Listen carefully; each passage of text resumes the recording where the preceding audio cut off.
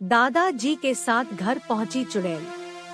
आज जो मैं आपको किस्सा सुनाने जा रहा हूँ वो मेरे दादाजी के साथ हुआ था। दिसंबर के कड़ी ठंड का समय था, घना कोहरा छाया था। दादाजी शहर में क्लर्क थे। उस दिन सारे लोग जल्दी कार्यालय का सारा काम खत्म करके घर की तरफ निकल रहे थे। दादाजी उस समय के बड़े अधिकारियों में से एक थे। रोज की तरह ही उस दिन काम खत्म होने के बाद घर के लिए अपनी गाड़ी से रवाना होने लगे। रास्ते में उन्हें हाट से कुछ सामान भी लेना था तो वे अपने साथियों से अलग हो गए। उन्होंने घर की कुछ जरूरत के सामान लिए और गाड़ी आगे बढ़ा दी। आगे जाने पर उन्हें कुछ मछली बाजार दिखा और वे मछली खरीदने के लिए रुक गए। ताज़ी मछलियाँ लेने और देखने में टाइम ज्यादा ही गुजर गया। उनकी जब अपनी घड़ी पर नजर गई तो उन्हें आभास हुआ कि आज तो घर जाने में बहुत देर हो जाएगी और ये सब लेकर घर पहुंचने में काफी समय लग जाएगा। फिर यही सब सोचकर उन्होंने सोचा कि क्यों ना जंगल के रास्ते से निकला जाए तो जल्दी पहुंच जाऊंगा। तो उन्होंने अपना रास्ता बदला और जंगल की तरफ अपनी गाड़ी को घुमा लिया। रात के 10 बज चुके थे। गाड़ी तेज रफ्तार से आगे बढ़ रही थी, तभी अचानक तेज ब्रेक के साथ गाड़ी को रोकना पड़ा। उनकी गाड़ी के आगे एक औरत जोर जोर से रो रही थी। उन्होंने सोचा इस वीराने में ये औरत क्या कर रही है। उन्हें लगा कि कोई मजदूर की पत्नी होगी जो नाराज होकर घर छोड़कर जंगल में भाग आई है। तो उन्होंने उससे पूछा कि यहाँ जंगल में तुम क्या कर रही हो। लेकिन उसने कोई जवाब न देकर और जोर जोर से रोने लगी। सारे जंगल में उसकी हूँ सी सिसकियाँ गूंज रही थी। फिर दादाजी ने पूछा तुम्हारा घर कहाँ है, लेकिन वो कुछ भी ना बोली।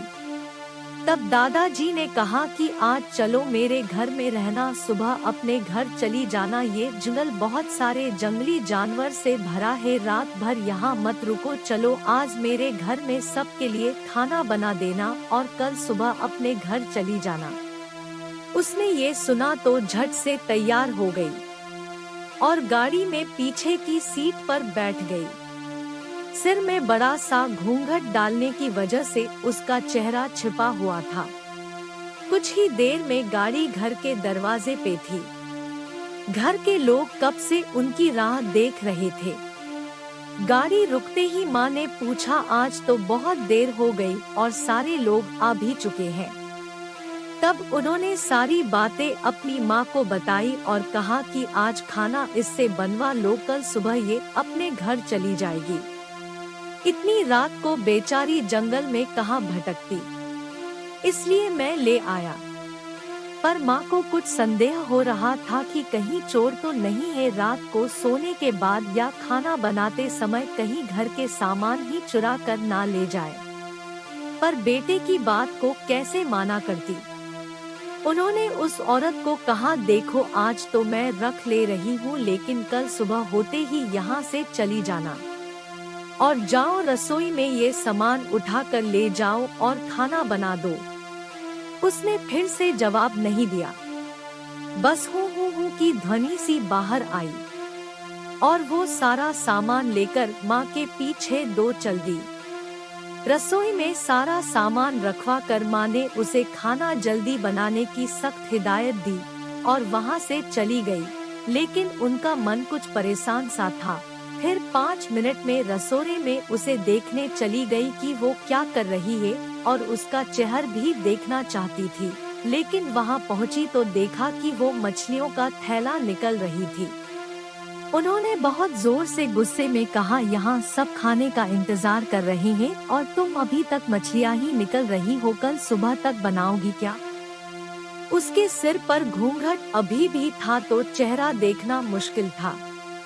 उन्होंने उससे कहा तुम जल्दी से खाने की तैयारी करो, मैं आँख सुलगा देती हूँ, काम जल्दी हो जाएगा। और वे जल्दी से चूल्हा जलाने की तैयारियां करने लगी, लेकिन साथ ही वो उसका चेहरा देखने की भी कोशिश कर रही थी। लेकिन वो जितना देखने की कोशिश करती वो और पल्लू खींच लेती। अंत में हार कर वे बोली देखो मैंने आग सुलगा दी है, अब आगे सारा काम कर लो, कुछ जरूरत हो तो बुला लेना। लेकिन वो फिर कुछ नहीं बोली। अब उन्हें लगा कि यहाँ से जाने में ही ठीक है, वरना मेरा भी समय खराब होगा और हो सकता है अनजान लोगों से डर रही हो। ये सब सोचकर उन्होंने उसे कहा कि मैं आ रही हूँ, जल्दी से खाना बना कर रखना, और वहाँ से निकल गई। मन अभी तक परेशान ही था, कभी अपने कमरे, कभी बच्चों के, कभी बाहर, सबको देख रही थी कहीं कुछ अनहोनी ना हो जाए। 1 मिनट भी आराम से नहीं बैठ पाई। अभी 5 मिनट ही हुए थे, पर उनके लिए वो घड़ी पहाड़ सी हो रही थी। समय बीत ही नहीं रहा था। 8 मिनट बड़ी मुश्किल से गुजरे और वे तुरंत ही कुछ सोचकर रसोई की तरफ दौड़ी, और वहां पहुंचकर जैसे ही उन्होंने रसोई घर का नजारा देखा, उनकी आंखें फटी की फटी रह गई। उनके पैर बिल्कुल ही जम गए, ना उनसे आगे जाया जा रहा था ना ही पीछे। उनके हृदय की धड़कनें रुक रही थी। वो औरत रसोई में बैठकर सारी कच्ची मछलियाँ खा रही थी। सारे रसोई में मछलियाँ और खून बिखरा पड़ा था। उसके सिर से घूंघट भी उतरा पड़ा था।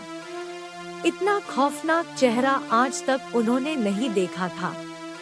बाल, नाखून सब बढ़े हुए थे।